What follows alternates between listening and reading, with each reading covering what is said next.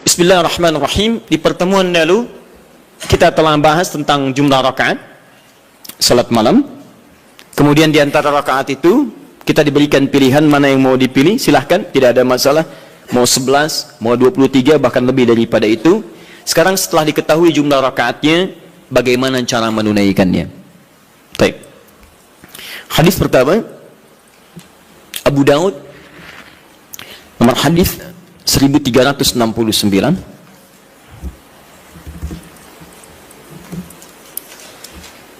Kita ambil dua hadis dulu barangkali. Bismillah. Satu, hadis riwayat Abu Daud. Masih ingat ya? Abu Daud nama aslinya Sulaiman dari Sijistan, dikenal dengan Sulaiman As-Sijistani. Dia rawinya Ibnu Abbas radhiyallahu taala anhuma. Baik. Yang kedua, bisa diambil di Al-Bukhari.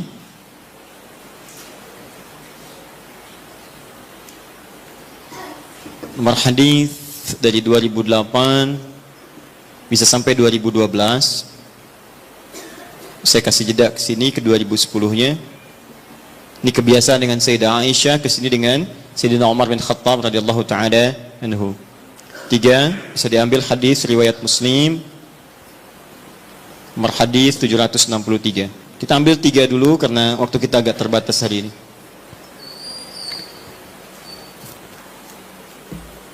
Baik, yang pertama kita lihat. Sekarang kita akan bicara tentang teknis atau cara menunaikan tahajud. Sifat pertama, apakah tahajud ditunaikan sendirian atau karena bacaan tahajud Nabi sampai dengan kesalam. Ya, kita mulai bagian pertama. Bismillahirrahmanirrahim, tentang persoalan apakah salat tahajud ditunaikan sendiri atau berjamaah. Kita ambil hadis pertama di Abu Daud nomor hadis 1369. Hadis ini telah kami kopikan tentang dari awal pembahasan dan alhamdulillah saya hakul yakin sudah dibagikan ya. Mungkin sebagian yang datang pada kesempatan ini ada yang belum mendapatinya, mudah-mudahan nanti kita tampilkan kembali untuk bisa dipahami dengan baik.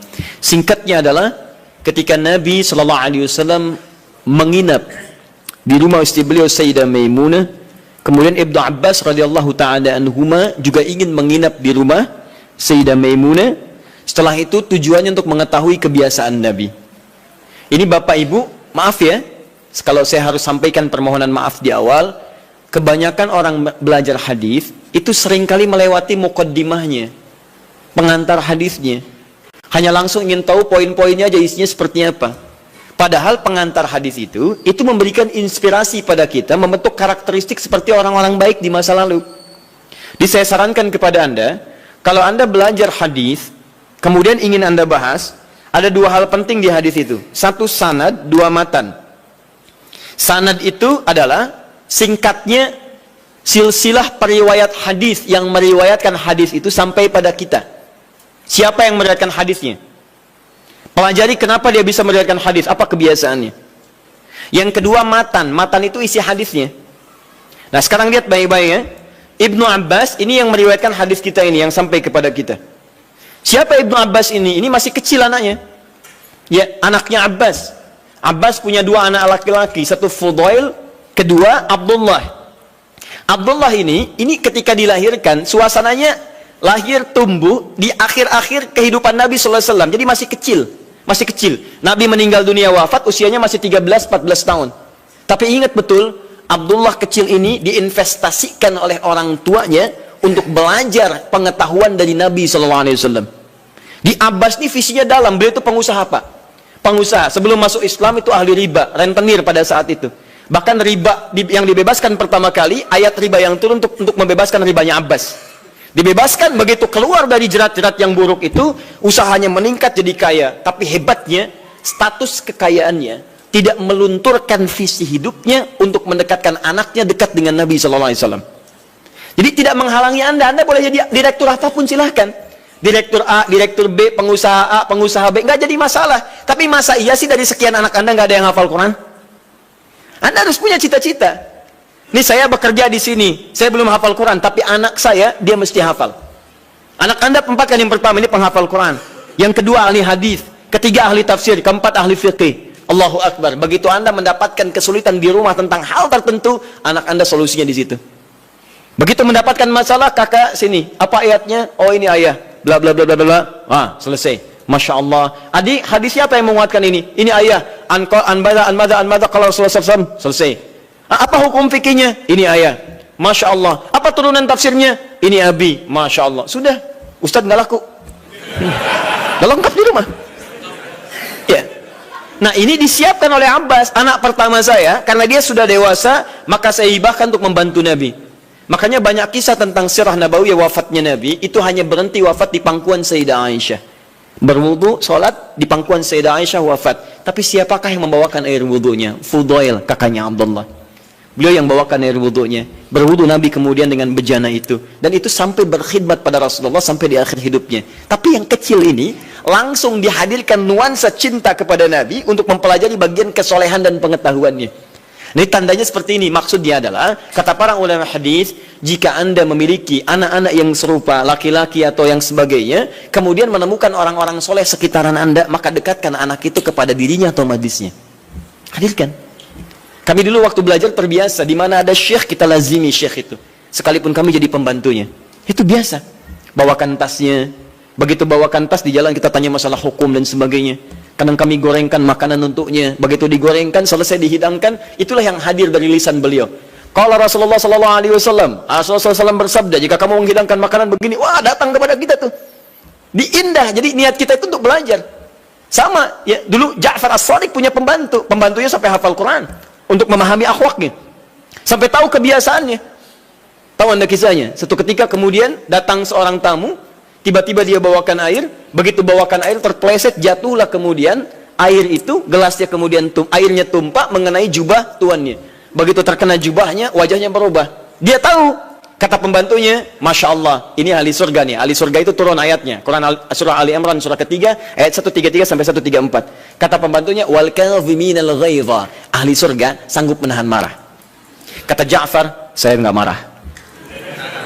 Pembantunya tahu, sekarang nggak marah, tapi mungkin belum tentu memaafkan. Teruskan ayatnya, wal afina 'anin nas.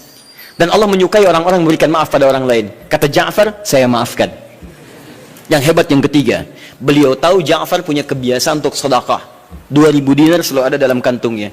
Kata pembantunya, Allahu yuhibbul muhsinin. Dan Allah senang pada orang-orang yang berbuat baik. Kata Ja'far, dikeluarkan 2000 dinar, saya berikan sekarang, kamu bebas, gak usah jadi pembantu saya lagi. Masya Allah. Luar biasa. Dan itu kisah-kisah itu banyak teman-teman. Anda bisa gali kisah-kisah yang bisa menguatkan iman kita. Jangan cuma cari bacaan-bacaan gak jelas tuh, ngapain? Main tik-tok, tik-tak, gak ada kerjaan. Itu apa gitu? Saya aja bingung, ada orang sampai ngerjain ini, saya nggak tahu itu apa gitu ya. Cuma lihat di berita kok, kenapa gitu? Dan nggak ada faedahnya, kenapa sih? Kenapa nggak cari tentang kisah-kisah soleh orang dulu, terus praktekkan di rumah, bisa menguatkan iman kita. Nah salah satunya Ibnu Abbas, jadi Anda, maaf ya, kisah ini kita tarik sebagai inspirasi. Kalau Anda sudah berkeluarga, coba di antara sekian anak itu mesti disiapkan, ini mau jadi apa, ini jadi apa. Dan ada kebanggaan di akhirat nanti. Misalnya ini nanti yang pakaikan mahkota kami di akhirat. Saat kami pulang menghadap Allah, siapkan, semua harus hafal Quran. Semua hafal Quran. Nanti spesifikasinya, ini ahlinya qiraat, ini hadisnya dan sebagainya. Ibnu Abbas disiapkan oleh orang tuanya, maka dia melazimi Nabi SAW, karena bagian dari keluarganya. Usia masih 3-4 tahun, datang ke rumah bibinya Maimunah, kemudian tidur di rumahnya, dan bangun saat di pertengahan malam. Kisah bangunnya sampai dengan wudu sudah selesai, kita akan masuk kepada fase tahajudnya. Begitu Nabi malamnya akan sholat, maka Ibnu Abbas tiba-tiba masuk ke barisan, menjadi saf bagian dari Nabi, sholatlah di belakang Nabi sebagai makmum. Lihat ya, jadi Nabi sedang sholat, saya ilustrasikan ya, misal, ini sedang sholat, tiba-tiba Ibnu Abbas dari belakang ikut sholat sebagai makmum. Lantas ditarik oleh Nabi, disejajarkan oleh Nabi SAW dengan posisi beliau. Sejajar, tadinya di belakang begini, ditarik jadi sejajar begini. Paham? Disejajarkan seperti ini. Hadis ini sering digunakan dalil oleh teman-teman kita tentang kebolehan menyusun saf laki-laki dan perempuan dengan posisi sejajar bila imamnya satu dan makmumnya satu. Pernah dengar ada guru Anda mengajarkan, kalau ini posisi imam satu, maka makmumnya satu, boleh makmum dan imam posisi sejajar. Tidak ada yang lebih, baik imam maju sedikit atau makmum mundur sedikit. Tapi sejajar, persis sama semua. Pernah dengar ini? Nah, hadisnya hadis ini yang digunakan dalilnya. Apa Nabi mengajarkan tahajud? Saya mau tanya pada Anda.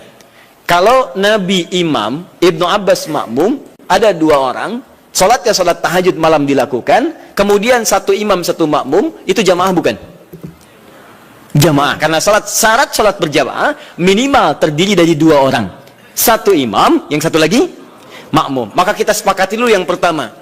Yang pertama kita sepakati dalam hadis ini ada petunjuk atau isyarat kebolehan menunaikan tahajud dengan berjamaah. Satu,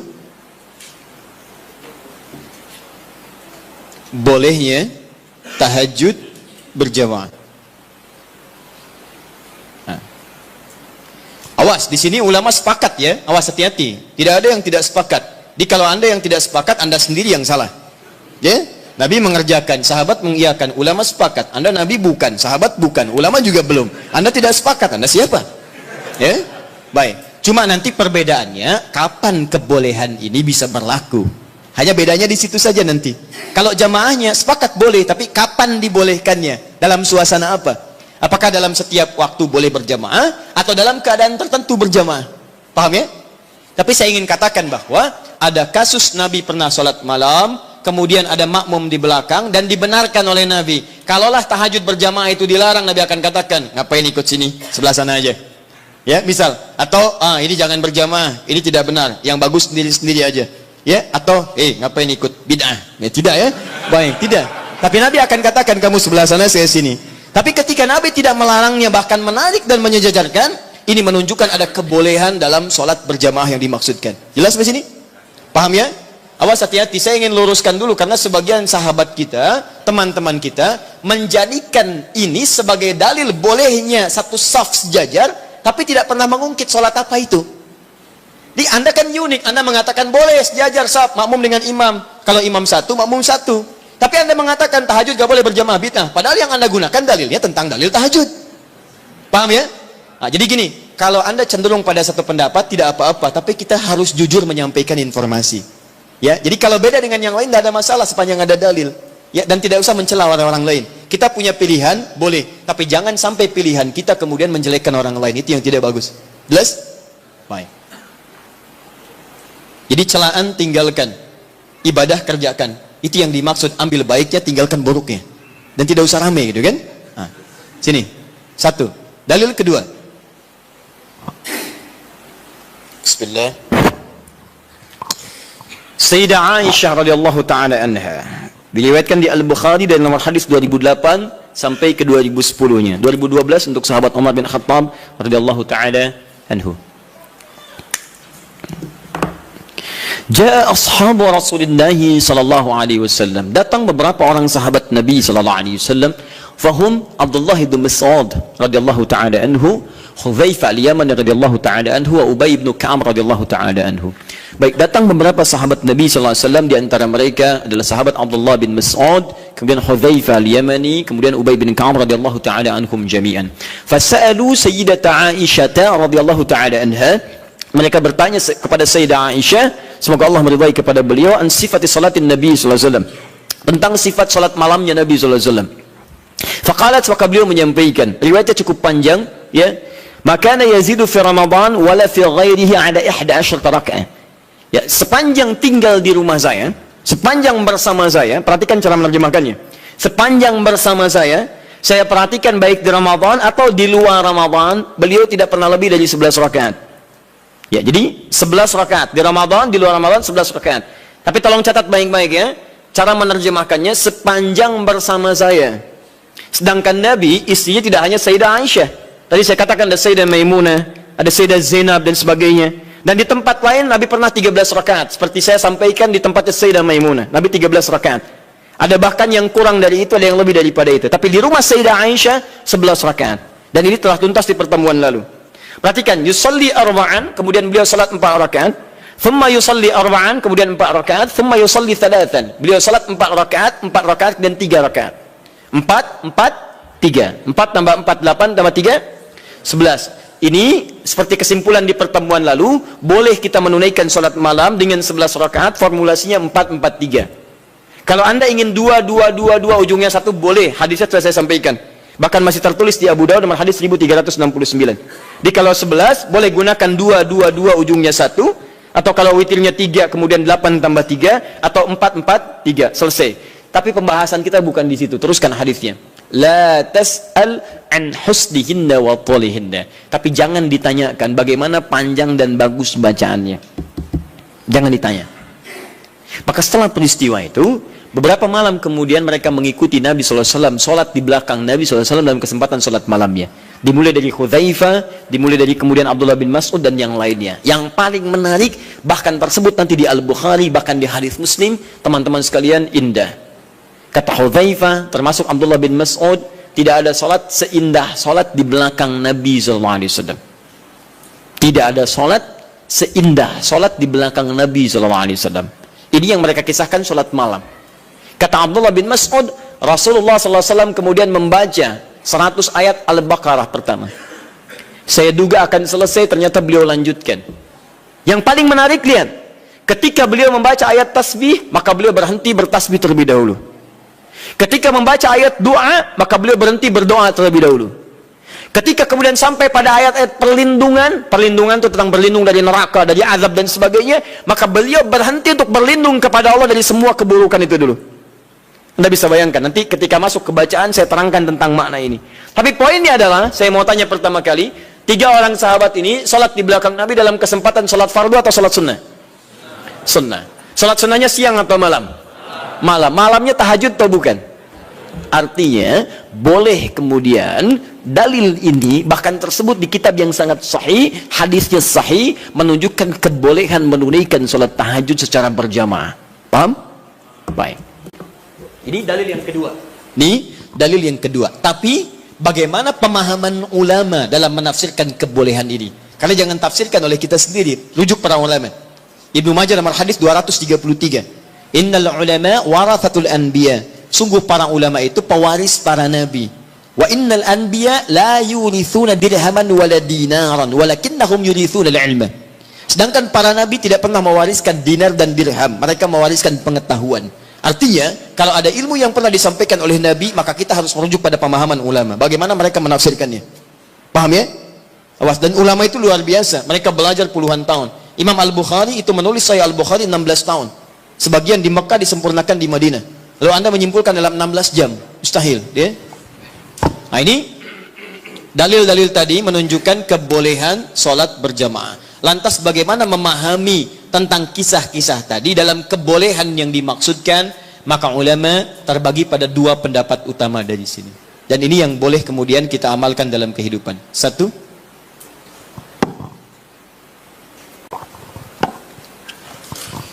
pendapat pertama menyampaikan hadis yang menunjukkan dibenarkannya salat tahajud berjamaah dan memberikan hukum bolehnya berjamaah menunaikan tahajud. Kata ulama yang pertama, menunjuk pada kondisi yang khusus. Jadi bukan kondisi biasa. Artinya jika kondisi ini ada, maka yang terbaik Anda tunaikan berjamaah. Tapi kalau kondisi dimaksud tidak ditemukan, maka sendirian itu lebih utama. Apa kondisinya? 1, memberikan tuntunan atau pelajaran bagi orang yang belum terbiasa menunaikan tahajud. Belum biasa dia. Ya, belum ada kebiasaan pada dirinya. Ini menunjuk pada hadisnya Ibnu Abbas radhiyallahu taala anhuma. Kan ini baru pertama kali berkunjung kan ke rumah bibinya Sayyidah Maimunah, kemudian tiba-tiba sholat di belakang Nabi, oleh Nabi ditarik, diajarkan bagaimana caranya menunaikan sholat malam, kekhusyuannya dan sebagainya. Jadi kalau Anda misalnya dalam kondisi ingin membimbing orang-orang tertentu, misal di rumah suami ingin membimbing dengan istri atau membiasakan dengan anak-anak yang belum terbiasa sholat malam, ya, Tiba-tiba anak Anda beranjak misalnya, jadi semakin dewasa, sudah balik, Anda ingin bangunkan malam hari, jangan biarkan dia sendiri. Khawatirnya karena belum terbiasa, belum mengerti cara menunaikan salat malamnya. Paham ya? Tiba-tiba Allahu Akbar, rakaatnya kencang, alhamdulillah sedang tahajud. Lama gak keluar bunyinya, lama-lama ketahuan tidur di sejadah, gitu kan? Nah, karena belum terbiasa, ya. Allahu Akbar, baca surat, sudah baca surat, ruku Allahu Akbar, begitu sami Allahu liman hamidah, kedengaran dari samping, gol, ya, berubah suasana hidupnya. Salatnya ditinggalkan, kemudian langsung update status, itu kan repot juga, ya, kekinian, karena belum terbiasa menunaikan dia. Maka seperti Nabi membimbing Ibnu Abbas radhiyallahu taala anhuma, Anda boleh hidupkan saat di rumah, anak Anda bangunkan, yuk bangun yuk, malam kita tahajud. Kenapa Pak mesti tahajud? Kan kita udah banyak sholat, misalnya. Sayang, Allah menjamin kalau kita tahajud, kita sekeluarga masuk surga. Allah sudah menjamin surga kita di dunia, tapi Allah belum menjamin surga kita di akhirat. Papa takut kalau di dunia kita bersama, di akhirat kita berpisah. Alhamdulillah, tidak ada yang bisa menyatukan kita kecuali amal soleh kita. Yuk bangun, tolong papa mama supaya memudahkan hizab saat di akhirat. Bangun.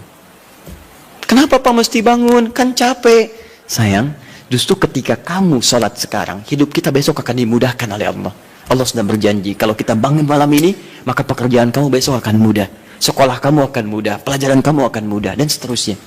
Maka teman-teman cari aura-aura positif untuk menghidupkan itu. Bangun malam, itu indah. Itu indah. Guru di sekolah punya program misalnya, ya, ada mabit, ada macam-macam, malamnya dibangunkan, boleh, silakan cari imam bagus, kemudian hadirkan suasana malam, sholat itu boleh. Sah, nggak ada masalah.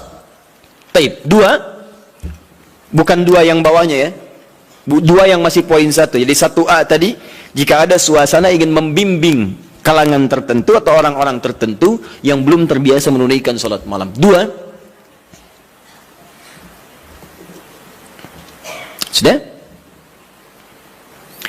Dalam rangka melatih atau menghadirkan kekhusyuan, dalam rangka melatih atau menghadirkan kekhusyuan,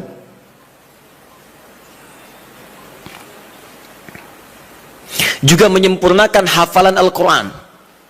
Melatih, menghadirkan kekhusyuan, juga menyempurnakan hafalan Al-Quran. Ini kebolehan ini diikat pada suasana yang kedua ini. Contohnya tadi peristiwa beberapa sahabat tadi, ya, mereka biasa salat malam, cuman ingin bertanya bagaimana salat malamnya Nabi, ingin merasakan kehusyuan tersendiri.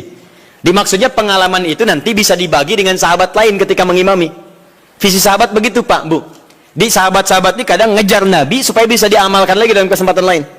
Misal Mu'adz bin Jabal itu ngejar Nabi, bagaimana sifat salat fardunya. Begitu mendapati kebiasaan Nabi, oh Masya Allah, begitu Mu'adz salat di belakang Nabi, Allahu Akbar, salat isya'nya teman-teman sekalian, itu sampai Al-Baqarah 100 ayat. Baru kemudian selesai salam. Begitu mendapatkan pengalaman itu, Mu'adz kemudian pergi ke tempat beliau, jadi imam. Saat jadi imam, beliau imami persis sama dengan cara mengimami Nabi. Isya'nya Al-Baqarah, rakaat pertama 100 ayat, rakaat kedua 100 ayat yang lainnya. Jadi selesai kemudian salat Isya 200 ayat paling minimal. Kadang-kadang selesai ke Al-Baqarah. Begitu lihat makmum ke belakang, mulai berkurang. Kata Mu'adz, munafik nih orang-orang, gak mau salat dengan saya. Karena tanda orang munafik salah satunya adalah malas menunaikan salat Isya dan salat subuh.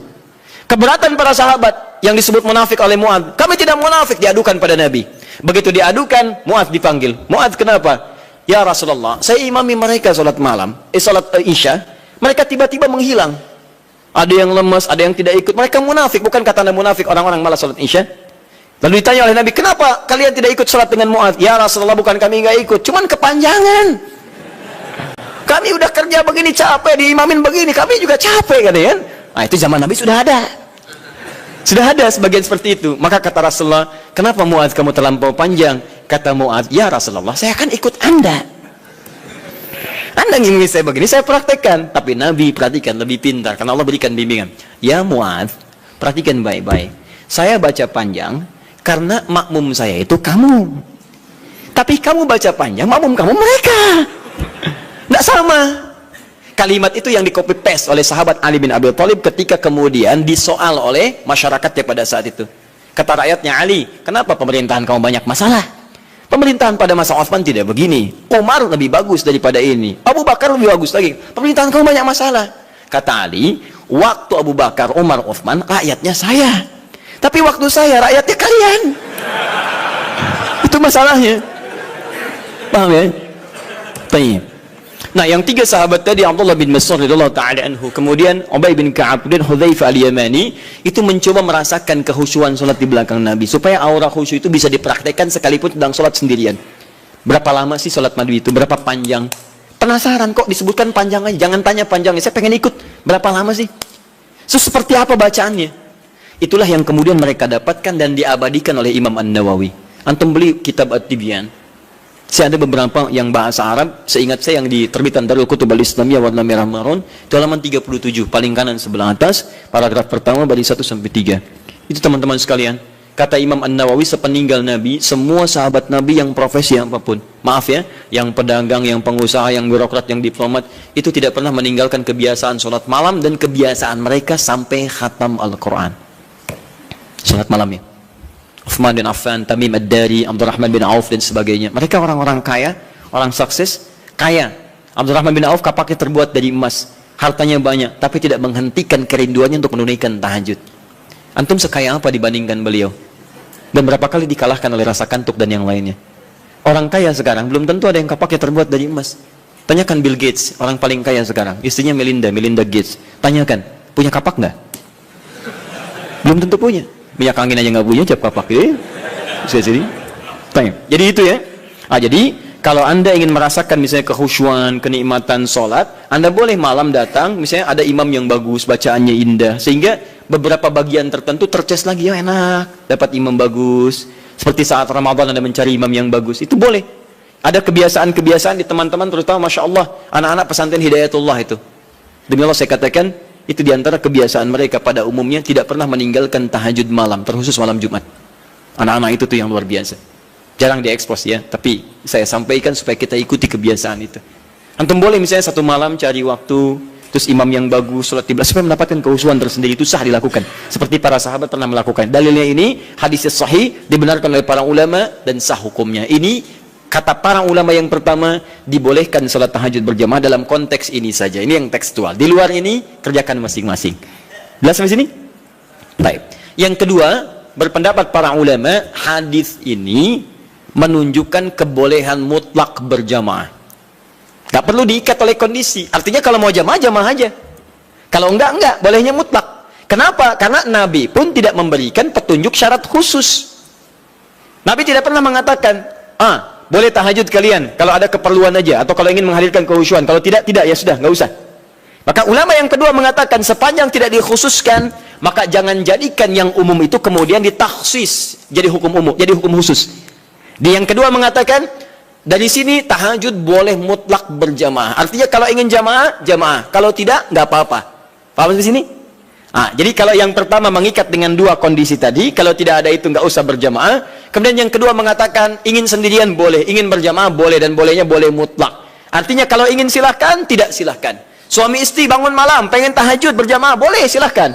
Pengen masing-masing, tidak ada masalah. Jelas sampai sini? Tidak harus menunggu dua kondisi ini. Kalau ingin bangun bersama-sama, bangun sholat berjamaah, sah hukumnya. Paham?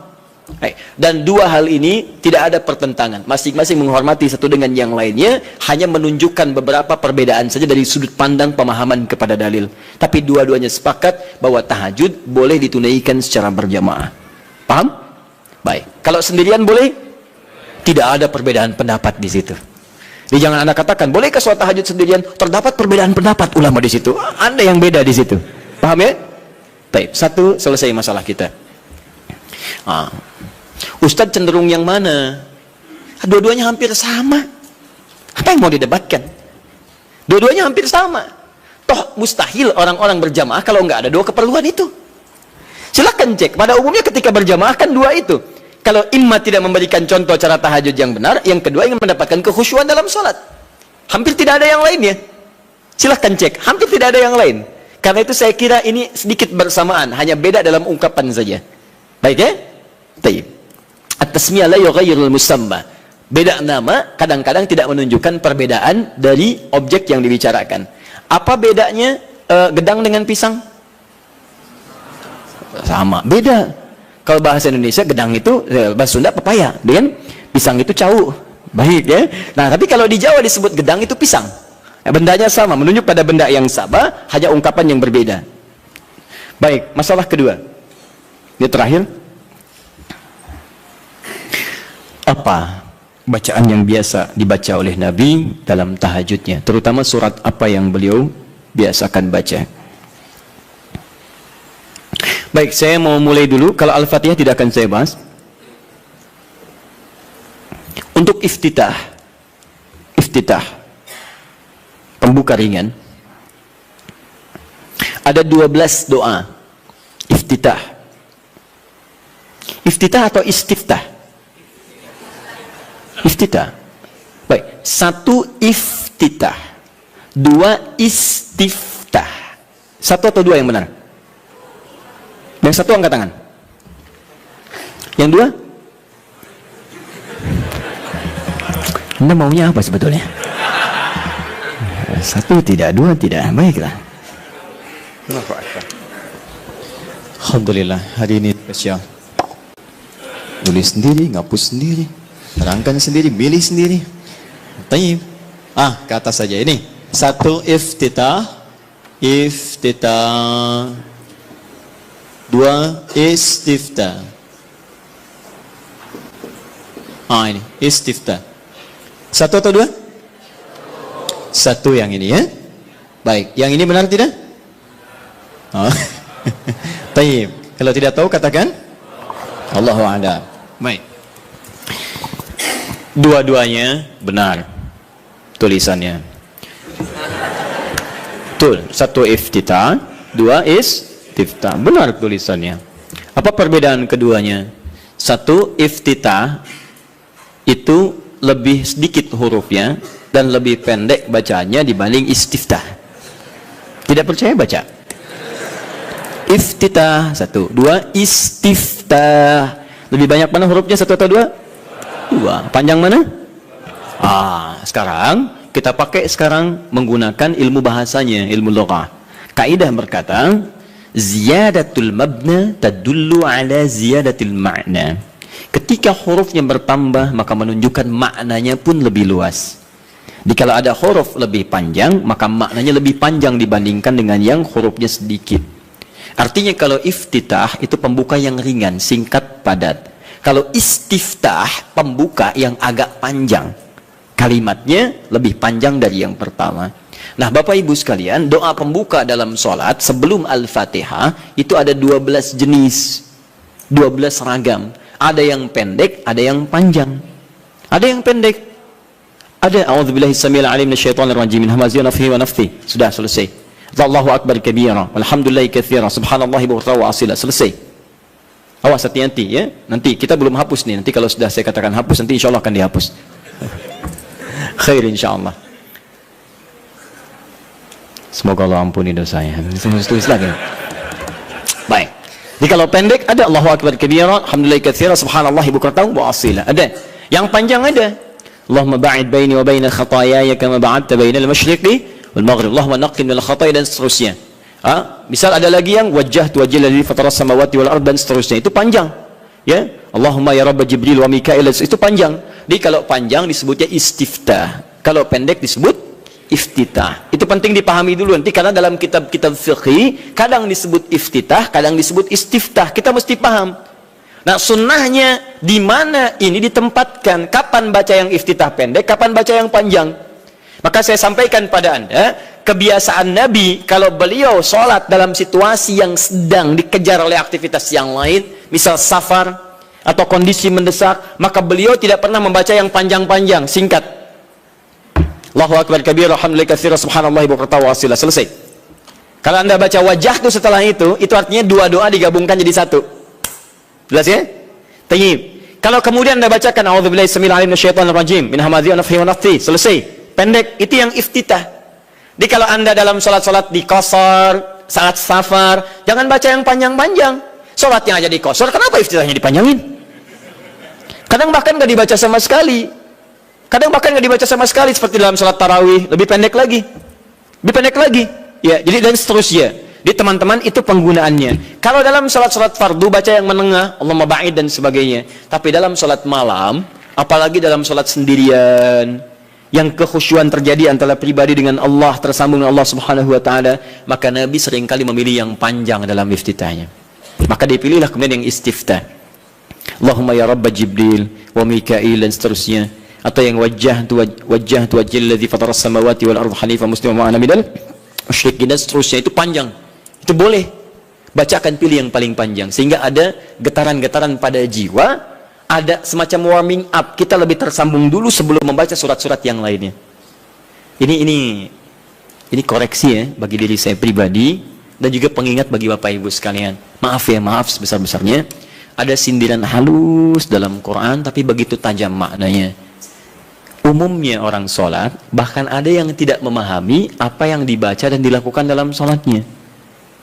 Masalah kita sekarang, kenapa orang sholat belum menghadirkan kehusyuan? Karena umumnya banyak orang yang masih belum paham apa yang dibaca dalam sholatnya. Bagaimana sholat kita bisa khusyuk kalau kita nggak ngerti apa yang dibaca?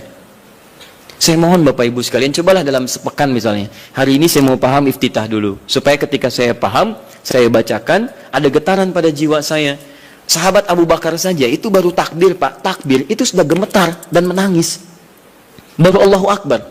Dia begitu, fayaqulu, Abu Dawud nomor hadis 857, fayaqulu Allahu Akbar. Maka saat takbir katakan Allahu Akbar. Beliau angkat tangannya mengatakan Allahu Akbar, sudah gemetaran menangis. Sampai ketika diminta jadi imam oleh Nabi, kata beliau, ya Rasul jangan saya pribadi yang cepat menangis, khawatir banyak nggak khusyuknya. Ya. Kenapa? Karena merasakan kalimatnya Allahu Akbar, Allah yang maha agung, maha besar.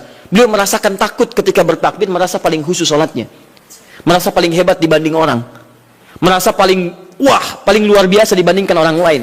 Selevel sahabat Abu Bakar menemani kehidupan Nabi di dunia, berdampingan dengan Nabi di alam barzakhnya, itu saat sholatnya dalam masa hidupnya masih gemetaran tuh, takut ketika sholat membawa sekecil, seatom, sevarah nilai dari kesombongan dalam kehidupan dunia.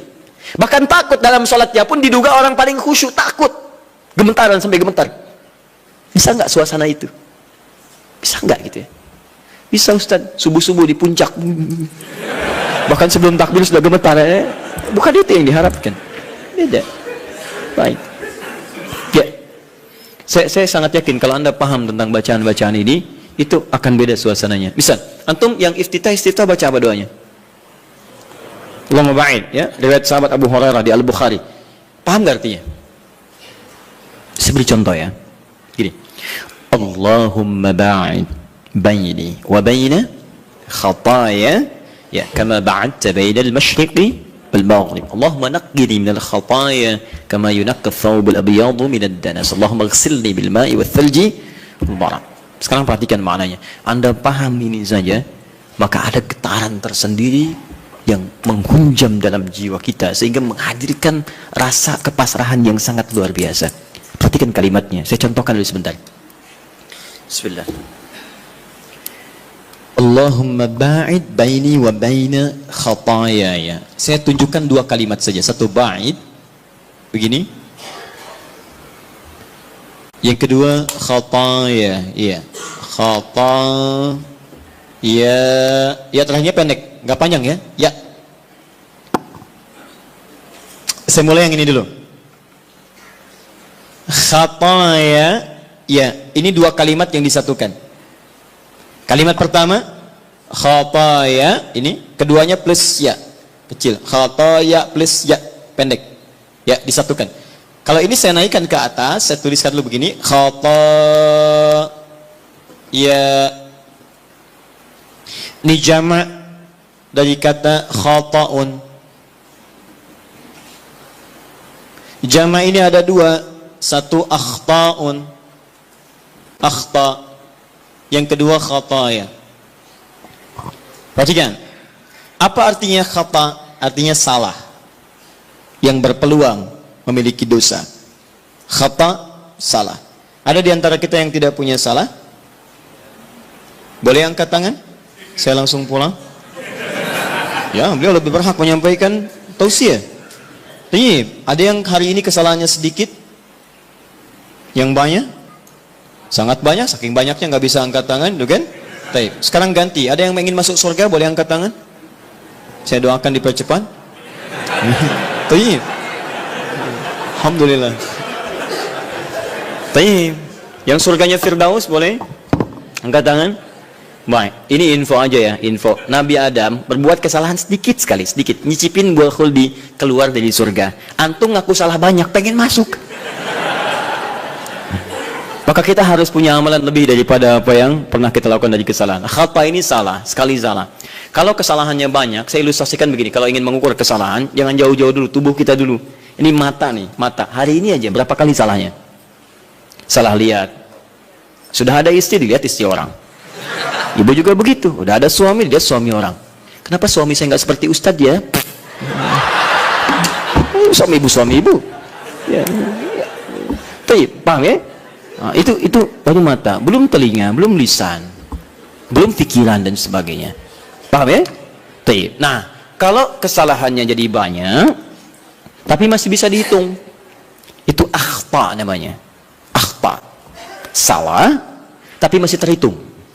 1, 2, 3, 4, 10. Hari ini 50 salah. Ya Allah, berarti saya harus cari 50 amalan untuk menutup yang salah ini. Salah harus ditutup oleh soleh. Berarti saya harus mengerjakan amal soleh untuk menutup yang salah. Bagaimana caranya? Ingat, cari amalan yang cerdas ya. Cerdas. Yang amalan ringan tapi pahalanya banyak. Kalau kesalahan itu kan 1 kali salah dihitung 1 kan? Tapi kalau amalan kebaikan 1 dihitung berapa? 10. Cari lagi amalan yang berlipat seperti bacaan Quran. Bacaan Quran itu 1 hurufnya 10 kebaikan. Jadi begitu Anda melakukan, tak sadar nih ada kesalahan nih 30 misalnya. Begitu Anda baca Quran, alif lam mim, yang bukan dosa besar, Alif 1 huruf, lam 1 huruf, mim 1 huruf di hadis Nabi At-Tirmidzi hadis 2910. Ya kan? Maka seketika yang kita nggak duga salah itu dihilangkan oleh Allah. Hilang. Makanya nggak baca Quran sehari itu rugi. Demi Allah rugi saya katakan. Karena dia nggak sadar beberapa kesalahan dia tidak tergugurkan dalam kesehariannya itu. Coba kalau mau hitung-hitung. Aduh, saya salah 5 nih. Berarti harus saya tutup. Nun. Selesai. Bang. Itu orang hitungan. Balik sini. Tapi kalau Anda merasa seperti tadi, aduh nggak terhitung nih, banyak kesalahannya. Nggak bisa keukur. Maka rubah jamaknya menjadi jamaknya yang kathrah. Khataya. Jadi ada jam'ul qillah, jama' tapi masih bisa terhitung. Ada jam'ul kathrah di ilmu nahwu, jama' tapi sulit untuk dihitung saking banyaknya. Banyak. Rubah kalimatnya dari akhta jadi khataya. Paham? Nah, terus Anda ngaku, saya memang mengakui ya Allah banyak salah seperti tadi itu. Ngaku banyak. Mata salah, telinga salah, kaki salah, semua salah ya Allah. Saya ngaku banyak salahnya. Amal saya sedikit. Kalau Anda mengakui kesalahannya, tambahkan ya kecil di ujung kalimat khatayanya. Maka khataya ya. Jadi kalau kalimat itu disatukan khataya ya, maknanya saya mengakui saya banyak salahnya. Nah, kalau Anda ingin dihapuskan, dijauhkan dari kesalahan itu sejauh-jauhnya, maka sesuatu yang dijauhkan sejauh-jauhnya bahasa Arabnya ba'id. Ada tasydid ba'id, ada pakai alif ba'id. Kalau tasydid begini, ini di ilmu lugah ya, ba'id ada tasydidnya ini. Itu artinya jauhkan tapi masih kelihatan. Oleh ikhwah ba'id sa'an nih. Teman-teman tolong jauhkan jam itu dari saya. Anda jauhkan misalnya, tapi saya masih lihat, itu pakai tasydid ba'id. Tapi kalau sudah pakai alif ba'id, itu artinya jauhkan sejauh-jauhnya sampai saya nggak bisa lihat lagi. Perhatikan kalimatnya. Teman-teman, ketika Anda mengatakan Allahumma ba'id baini wa baina khataya ya kama ba'adta bainal masyriqi wal maghrib. Bagaimana cara menerjemahkannya? Ya Allah, saya akui di salat ini bahwa saya banyak berbuat salah. Saya akui ya Allah. Saya akui. Tapi saya mohon dengan sifat-Mu yang Maha Pengampun, tolong jauhkan saya dengan kesalahan-kesalahan ini sejauh-jauhnya. Saya nggak pengen lihat lagi sampai kiamat. Karena sekecil apapun kesalahan kita, itu akan ditampakkan. May ya'mal mithqala dzarratin khairan yarah wa may ya'mal mithqala dzarratin syarran yarah. Yang baik ditampakkan, yang buruk pun diperlihatkan. Dia nak katakan dalam salat, saya ngaku saya salah ya Allah sebelum salat ini. Saya ngaku, saya banyak salahnya. Tapi Engkau Maha Pengampun, saya mohon ya Allah, jauhkan dari saya nggak pengen lihat lagi sampai kiamat, mohon ya Rabb. Jauhkan seperti Engkau jauhkan antara timur dengan barat yang tidak pernah bertemu. Maka saya pun tidak ingin bertemu lagi dengan kesalahan-kesalahan saya nanti. Itu poinnya.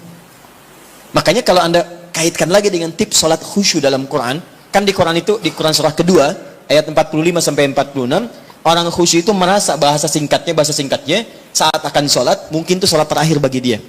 Wa annahum ilaihi raji'un. Ya, dan mungkin saat itu dia akan kembali kepada Rabbnya. Makanya kata para ulama, kalau anda ingin sholatnya khusyuk, mungkin bayangkan saat itu saat sholat terakhir anda, mungkin diwafatkan dalam keadaan sujud. Nah, itu paling indah. Kita tidak menduga kapan dan dalam suasana apa kita meninggal. Saya lihat beberapa hari ini dikirim video, Masya Allah, ada yang sedang berdiri, tiba-tiba merasa sesuatu, terus dia sujud, terus tidak bangun lagi. Dan kita tidak tahu dalam suasana apa kita akan wafat. Mau sholat meninggal dalam keadaan sujud? Nanti asar ya? Insya Allah. Sini belum selesai. Ini ya. Tapi, Masya Allah. Itu pun kalau meninggal, kalau tidak ya, bukan pilihan. Tapi kita bisa memilih dalam keadaan apa kita wafat. Kita tidak bisa mengetahui kapan kita wafat, tapi kita bisa menyiapkan diri dalam suasana apa kita wafat. Kata para ulama, kalau anda ingin selalu baik, maka rasakan dan bayangkan saat terfikir berbuat maksiat, rasakan seketika Allah akan mewafatkan anda pada saat itu. Maka demi Allah anda akan dijaga dalam kebaikan. Antum kembali ke kantor sekarang, ada yang ngajak korupsi misalnya, disogok, bayangkan saat disogok anda wafat. Apa tidak malu anda ikut ta'lim, ikut ini, wafat dalam keadaan menerima sogokan? Ketika anda ingin menghujat orang lain lewat tulisan, lewat kata-kata, bayangkan saat menghujat anda diwafatkan. Ya, apa tidak malu ikut ta'lim tiap waktu tapi diwafatkan dalam keadaan mencela orang lain? Sayang. Nah, maka itu yang saya katakan, ba'id, anda paham itu saja, satu saja, maka anda rasakan, ya Allah saya banyak salah. Bagaimana kalau sholat ini sholat terakhir saya? Dalam sujud ini wafat saya masih membawa kesalahan, mohon ya Allah, saya mohon ampuni saya, jauhkan saya dengan kesalahan-kesalahan yang pernah saya lakukan. Seperti engkau jauhkan dari timur dengan barat. Ini yang menjadikan sahabat Abu Bakar belum mengucapkan ini saja sudah menangis terseduh. Dan kita ada di mana? Nah, dalam sholat malam, cobalah pahami itu. Nah, dalam sholat malam Nabi lebih banyak membaca yang panjang-panjang, seperti yang wajah tuh. Itu indah. Kenapa dibaca yang wajah tuh? Salah satu yang roba Jibril, roba Mikail. Kenapa yang dibaca itu? Karena sholat malam itu, waktu malam hari, buka Quran surah ke-73 ayat yang ke-6. Karena waktu malam itu, waktu yang paling tepat untuk menyentuh jiwa kita. Bacaan-bacaannya lebih menghunjam kepada jiwa. Inna nasyi'atal laili hiya ashaddu wat'aw wa aqwamu qila. Sungguh bangun malam, sholat malam itu ashaddu wat'a, lebih menyentuh kata-katanya kepada jiwa kita. Wa aqwamu qila, dan kalimat kita itu lebih meresap pada jiwa. Nggak percaya silahkan anda bangun malam ya, bandingkan dengan sholat siang, itu lain khusyuknya. Akan terasa nikmat malam. Kalimat-kalimatnya cepat menyentuh pada jiwa kita. Makanya mencari kalimat-kalimat, doa-doa, bacaan-bacaan yang sentuhan ke jiwanya lebih dalam.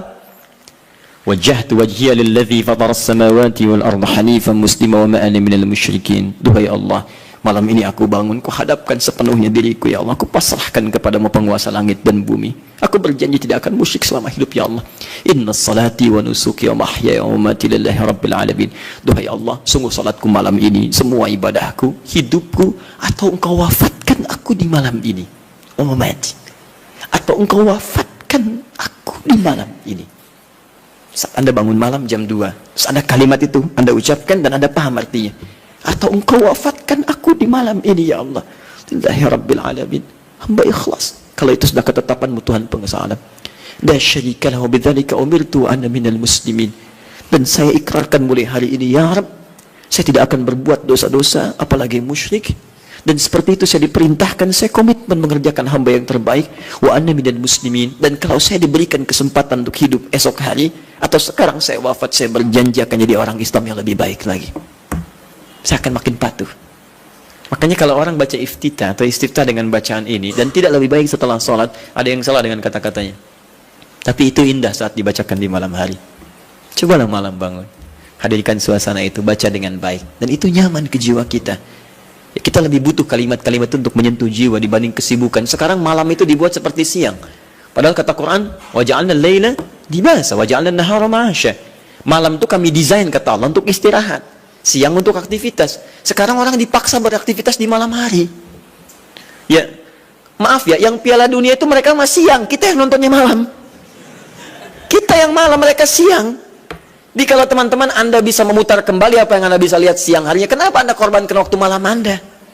Karena setiap metabolisme tubuh kita itu ketika diporsir untuk beraktivitas, dia akan menuntut gantinya. Malam istirahat, anda 7 jam, anda pakai 2 jam aktivitas, besoknya dia nuntut 2 jam untuk istirahat. Supaya ada kebiasaan perputaran bagian dari tubuh kitanya. Karena itu coba kita pahami ya, orang-orang di luar itu desainnya luar biasa. Kita dipaksa untuk mengerjakan sesuatu yang mereka nggak lakukan. Kayak rokok misalnya. Ya, pengusaha rokok, pembuat rokok di luar, mereka nggak merokok, dikirim ke kita. Itu yang repot gitu kan. Kadang-kadang kita harus melihat dengan lebih dalam untuk memahami bahwa ada sesuatu yang harus kita saring kembali. Jangan mencela orang lain, itu strategi mereka. Tapi kita bisa memilih untuk mendapatkan yang baik atau meninggalkan yang buruk dalam kehidupan. Jelas ya? Baik. Ini yang iftitah surah terakhir, dan saya berhenti di sini, dan saya mohon maaf barangkali ini bagian terakhir dari sesi bahasan.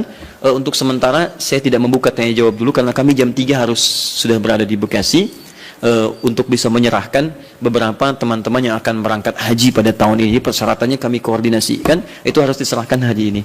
Ya, jadi mohon pengertiannya ya teman-teman sekalian. Surah terakhir.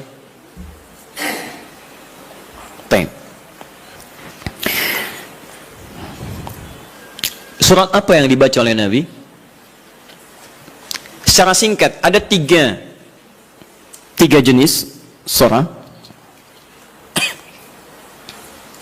yang umumnya dibacakan oleh Nabi SAW dalam kesempatan salat malamnya. 3 jenis surah. Alhamdulillah. 1, surat yang ringan. Surat yang ringan.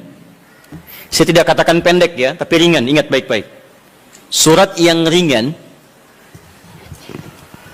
yang diisyaratkan bagi para pemula yang menunaikan salat tahajud. Surat yang ringan yang diisyaratkan bagi para pemula dalam menunaikan salat tahajud.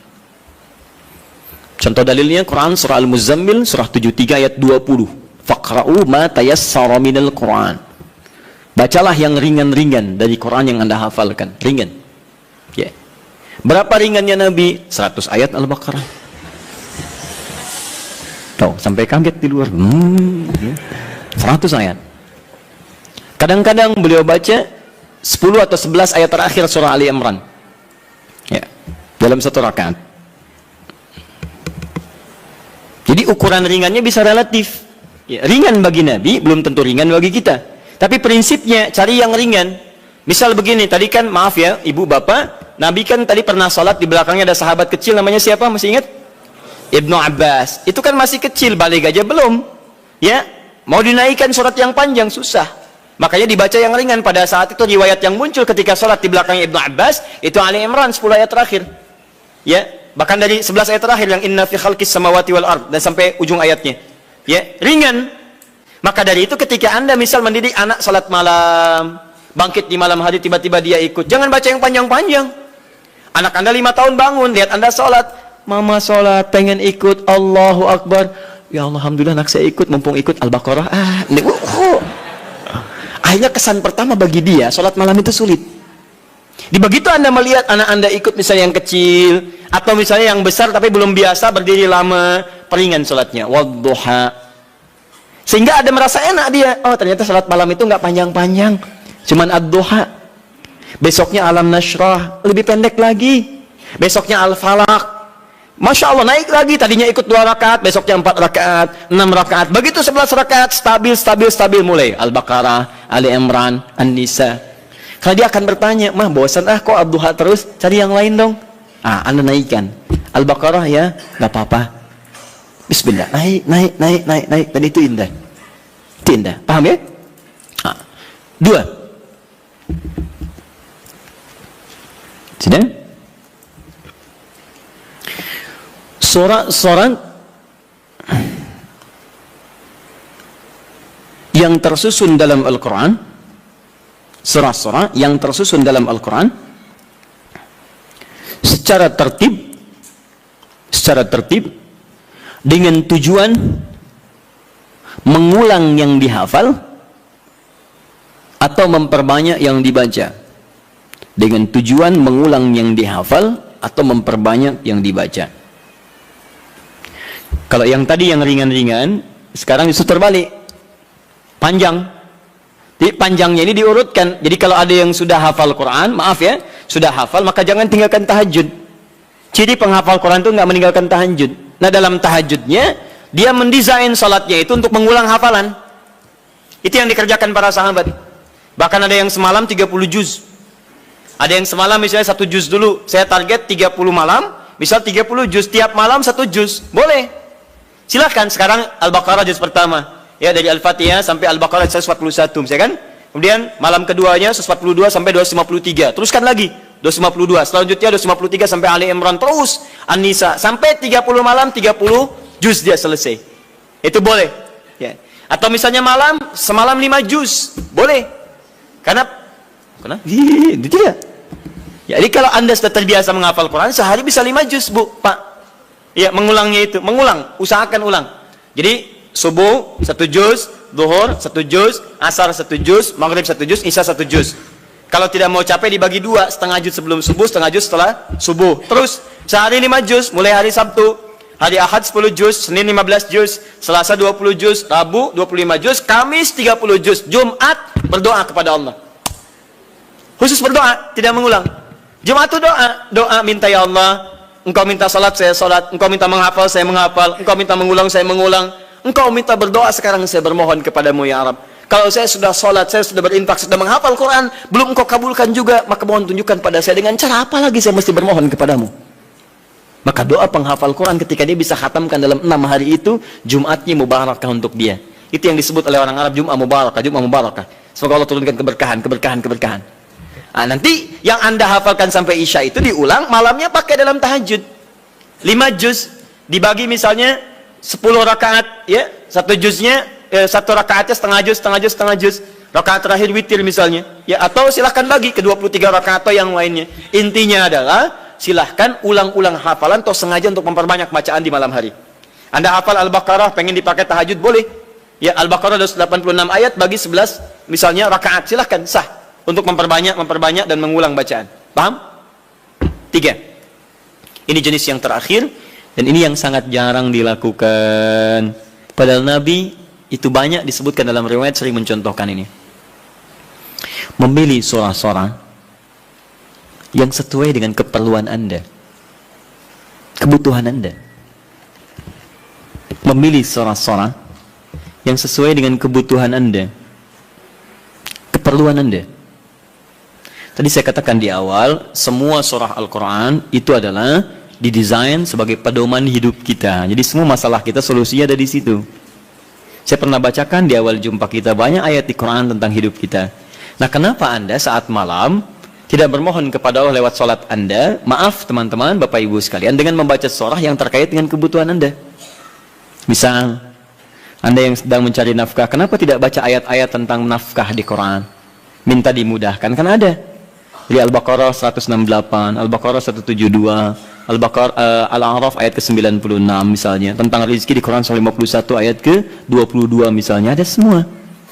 Anda yang sedang kesulitan misalnya di rumah dan sebagainya, kenapa nggak baca ayat-ayat tentang kemudahan? Ya, mudah urusan rumah. Misalnya Quran surah ke-4 ayat 34, 35 gitu kan. Kalau ada persoalan minta kepada Allah solusinya. Kemudian ada di Quran surah ke-65 ayat 2-3 tentang masalah-masalah yang umum. Anda yang di birokrasi, sekarang banyak orang saya tuh bingung ya. Kalau masa-masa pemilihan tuh banyak mengerjakan hal yang tidak perlu. Padahal kata Quran itu, di Quran surah 3 ayat 27 kan jelas. Dari 26 sebetulnya sampai 27-nya. Jelas. Qulillahumma malikal mulki tu'til mulka man tasha' wa tanzi'ul mulka mimman tasha'. Katakan kekuasaan itu hanya milik Allah. Allah berikan pada siapa yang kehendaki. Jadi kalau ada orang baik diberikan supaya kebaikannya menyebar pada rakyatnya. Kalau ada orang jelek kemudian dia bisa naik, untuk ditunjukkan ada yang salah di tempat itu harus diperbaiki supaya dia bisa diganti dengan yang lebih baik. Itu maksudnya. Tapi kekuasaan itu Allah yang tetapkan. Makanya orang-orang yang pandai itu dia akan mendekati Allah. Dia akan memohon supaya diberikan petunjuk. Kalau diberikan, dia lakukan hal-hal yang baik. Maka mendekat dia baca ayat-ayat itu. Sebetulnya kepala-kepala yang calon pilkada, calon pemimpin dan sebagainya, calon kepala daerah dari mulai yang ringan sampai yang besar, kalau dia paham tentang ayat itu, dia bangun malam, dia minta petunjuk kepada Allah. Itu titipan. Karena kalau cuma jadi pemimpin, Fir'aun pun pemimpin. Tapi kepemimpinan Fir'aun diabadikan bahkan dalam Al-Quran sebagai contoh, karena itu belum tentu mengantarkan dia ke surga. Hati-hati. Ada orang diberikan kedudukan, dengan itu dia bisa ke surga. Ada orang diberikan harta, dengan itu dia bisa ke surga. Ada orang diberikan pengetahuan, bekal itu untuk ke surga. Ada orang yang hanya diberikan tenaga, karena itu yang membuat dia ke surga. Bilal mendapatkan tenaga, dengan itu dia pakai adzan. Ali mendapatkan pengetahuan, dengan itu dia pakai berdakwah.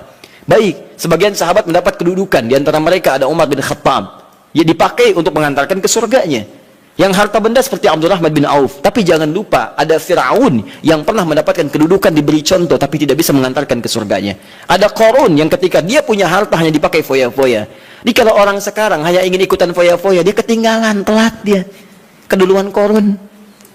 Katakan pada orang kaya, ya ibu-ibu sosialita misalnya, yang cuman gosip datang macam-macam. Kalau cuman begitu, katakan terlambat. Sejak zaman Nabi Yusuf sudah ada sosialita yang cuman gosip.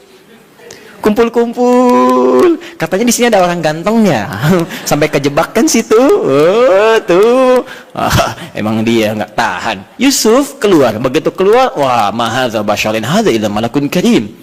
Ini sih bukan manusia, ini malaikat yang sedang menyamar.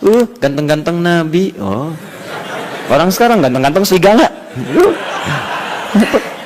Digosipin lagi. Tuh, udah ada kasusnya banyak. Jadi untuk apa kalau cuma kumpul-kumpul nggak ada kerjaan, harta dibanggakan? Cari ayatnya.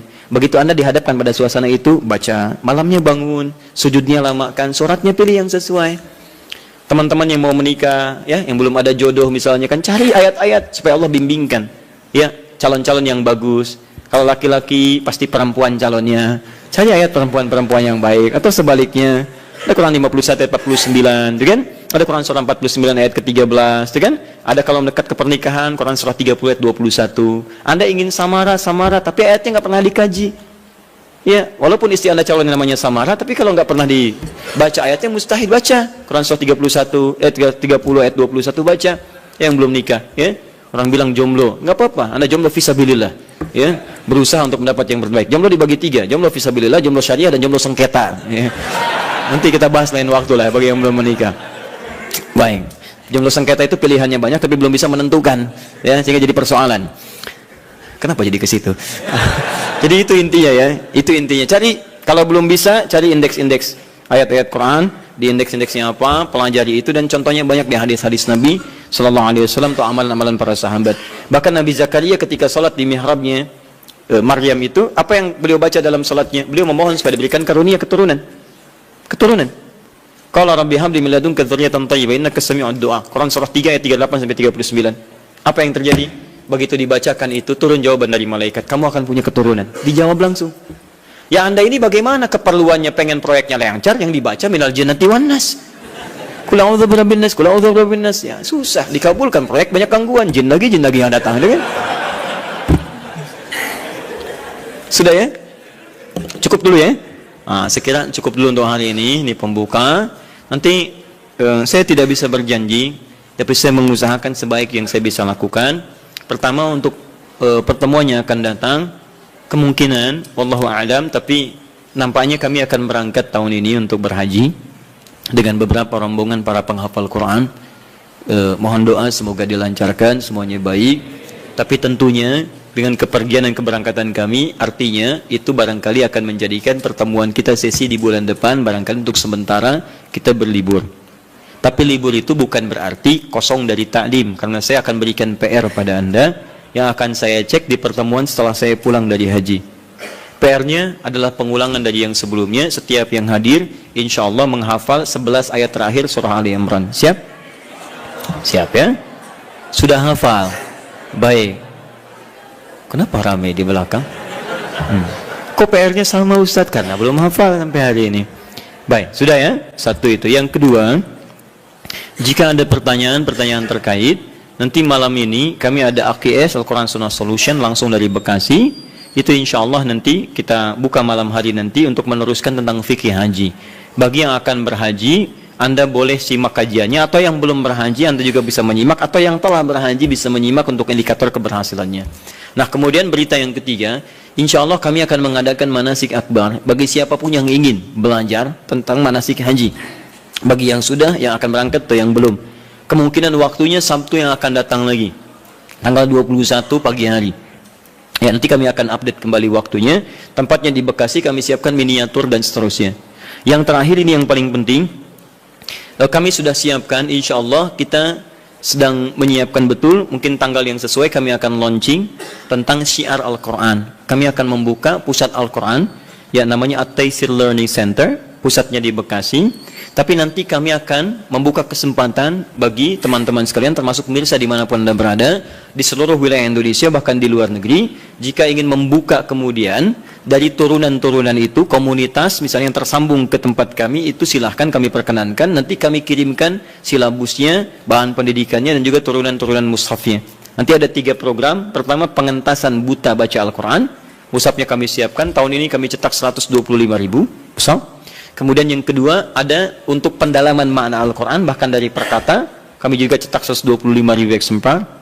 Dan yang ketiga untuk menghafalkan Qurannya dengan metode At-Taisir. Kita akan kemudian korelasikan dan lingkarkan ke seluruh wilayah-wilayah khususnya di Indonesia. Nanti teman-teman yang siap untuk ikut, nanti boleh nanti buka komunitas saja, tempatnya nggak usah diwakafkan.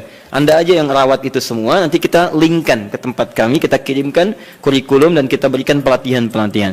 Itu kelas pertama. Launching kelas kedua, insya Allah dalam pekan ini akan dilaunchingkan kelas Quran, kelas kehidupan Quran, yang pernah kami sampaikan dulu. Itu nanti ada kelas dokter, kelas pengusaha, kelas macam-macam, itu ada di situ. Dan itu akan menurunkan ayat-ayat Quran sesuai dengan profesi. Misal Anda yang mahasiswa, apa saja ayat-ayat bimbingan dalam belajar, nanti ada kelasnya khusus, Anda akan dididik tentang turunan makna Al-Quran, tentang bagaimana cara belajar sesuai dengan petunjuk Quran dan Sunnah. Ya? Misalnya yang dokter, silahkan. Dokter nanti masuk kelas dokter, itu dibagi sub lagi. Nanti ada dokter tentang jantung. Kemarin kami sudah diskusi dengan dokter jantung, hasilnya hebat. Ya, apa kaitan zikir dengan suasana jantung? Beliau uji, sampai beliau cek. Ada alatnya Pak, alatnya kecil ya.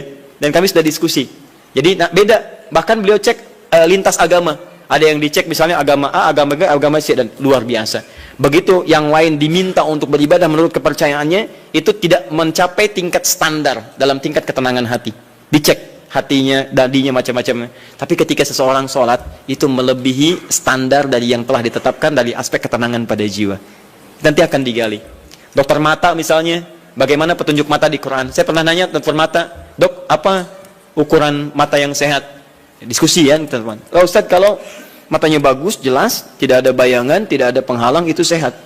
Saya bilang, saya banyak temukan yang seperti itu dok, sehat, bagus, gak pakai kacamata, tapi dia gak bisa bedakan mana sendal dia, mana sendal orang lain. Itu kenapa? Wah, itu saya bingung, Ustaz. Ya, itu nanti kita dudukkan di satu kelas dan seterusnya. Ya. Nanti yang seperti itulah ya. Mudah-mudahan saat memberikan resep tidak hanya diberikan minum obat ini, tapi dia katakan Quran surah sekian ayat sekian. Baca lagi. Itu yang kami sampaikan. Kalau ada benar itu semua dari Allah sebagai titipan, sebagai petunjuk kebenaran Rasulullah SAW. Kalau ada yang salah itu mutlak dari saya pribadi. Anda boleh sampaikan untuk saya, kemudian perbaiki dengan segala kerendahan hati. Kalau menemukan kesalahan cukup ditinggalkan, ambil pendapat ustaz lain yang lebih baik. Tapi kalau Anda menemukan kebaikan, silahkan amalkan, karena Allah sedang mencintai Anda untuk menjadi pribadi yang lebih baik. Jika Anda belum sempat berlomba dengan orang soleh untuk meningkatkan ketaatan, maka berlombalah dengan para pendosa untuk bertobat dan beristighfar kepada Allah Subhanahu wa taala. Saya mohon pamit dan mohon izin saya diberikan kelapangan untuk menuju kendaraan supaya mudah sampai ke tujuan, karena kami sangat ditunggu pada hari ini. Subhanakallahumma wa bihamdika asyhadu an la ilaha illa anta astaghfiruka wa atubu ilaik. Wa akhiru da'wana alhamdulillahirabbil alamin. Wal 'afwu minkum. Assalamualaikum warahmatullahi wabarakatuh.